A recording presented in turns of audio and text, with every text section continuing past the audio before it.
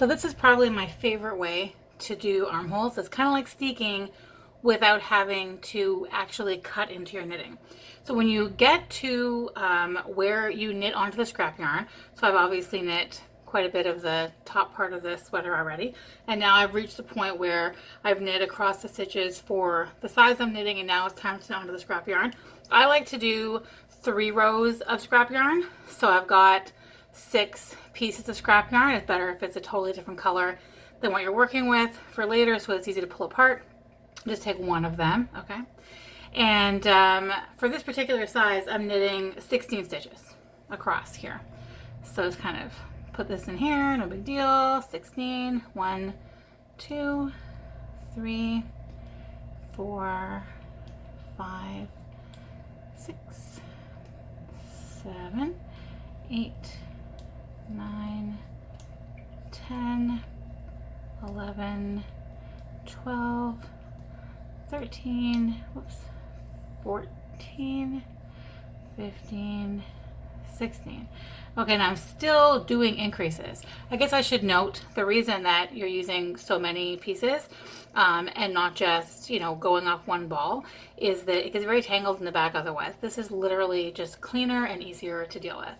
We're still increasing.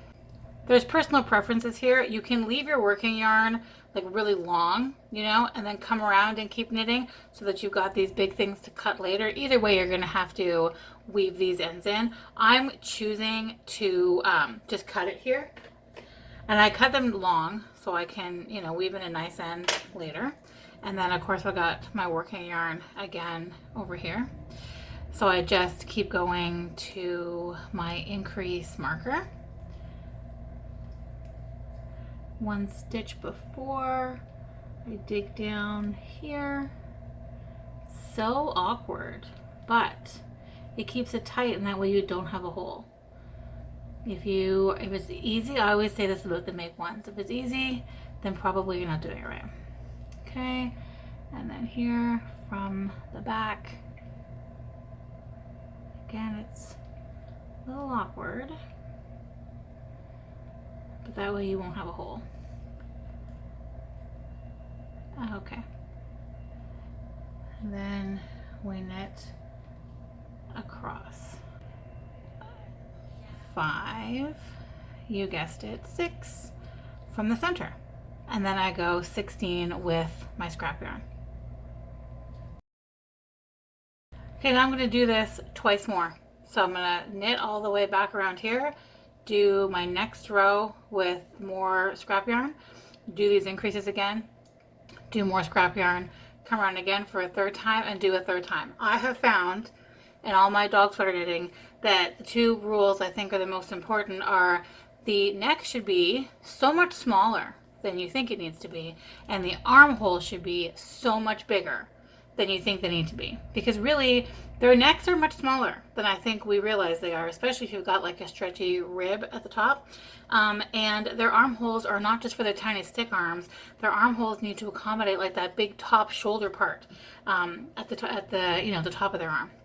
So yeah, we're going to come around and do 3 of these. If your dog is super tiny, probably you can get away with 2. Sometimes, like I have done just 2 rows of this and it's been okay, but you're never going to regret having bigger armholes. So smaller armholes, always a bad thing. Bigger armholes, never a problem. So this is my 3rd row of scrap yarn stitches for the sleeve. When I come back around for my my 4th row after this, so then after this it'll be my next stripe again, I just keep going with my new working yarn that I've worked since the last row after my last sleeve, and you just go ahead and work your working yarn across your scrap yarn. I'm just going to do this to give you an indication of what it actually looks like. Pull everything nice and tight. This is what you're dealing with, and you do have a tiny hole here, but that's okay, because later when the whole sweater is knit and you're ready to pull these stitches out and pick up the ones around it to knit your sleeve, that's when you rectify. You'll have a little one here, have another little one over here on this side, you'll have one on each side, basically the armpits and then the outside of the arm, and that will all get tidied up when you do the sleeves.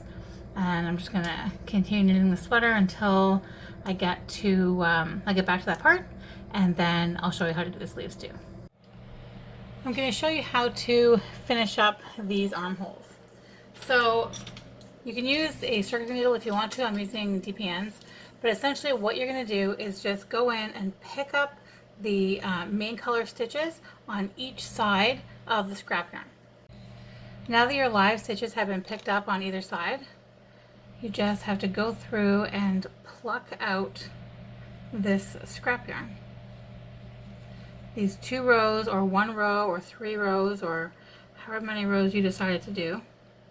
I think 2 is good. 1 honestly is usually enough most of the time, but a larger armhole never hurt, and a smaller armhole is always horribly disappointing.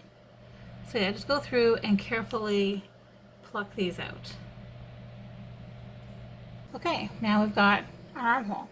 So now we just need to rearrange these stitches, maybe add in another DPN, or if you're using a circular, rearrange them however you see fit, so that you've got a fairly equal distribution of stitches around, say, 3 DPNs or around your circulars, so that you can just start knitting in around and make a cute little sleeve.